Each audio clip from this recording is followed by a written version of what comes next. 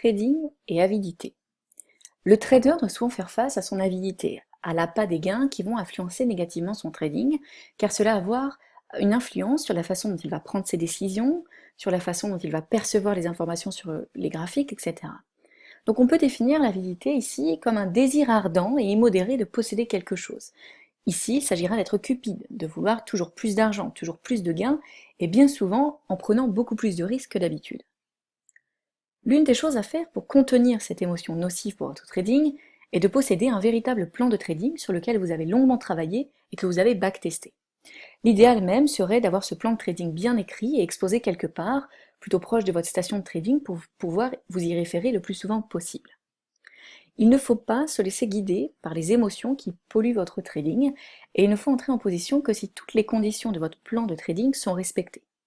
Donc, il ne faut placer des trades que s'ils correspondent exactement à votre plan de trading. Ainsi, vos trades, vos positions respecteront votre plan prédéfini et vous ne serez pas influencé par un comportement impulsif ou aléatoire.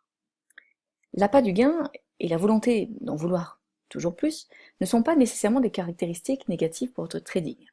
Lorsque vous ouvrez une position et que vous êtes en train de gagner, beaucoup de traders ont tendance à vouloir clôturer cette position pour sécuriser les gains, juste au cas où il y aura un retournement de tendance et que le gain devienne une perte.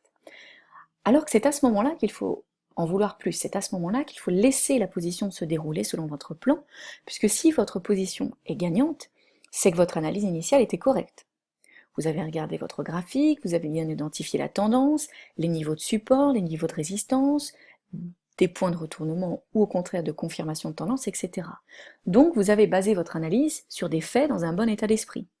Il ne faut pas laisser vos émotions s'emballer une fois que vous êtes entré en position. Il ne faut pas opérer de changement dans votre plan de trading, car vous allez alors laisser la partie émotionnelle vous atteindre et influencer négativement votre trading.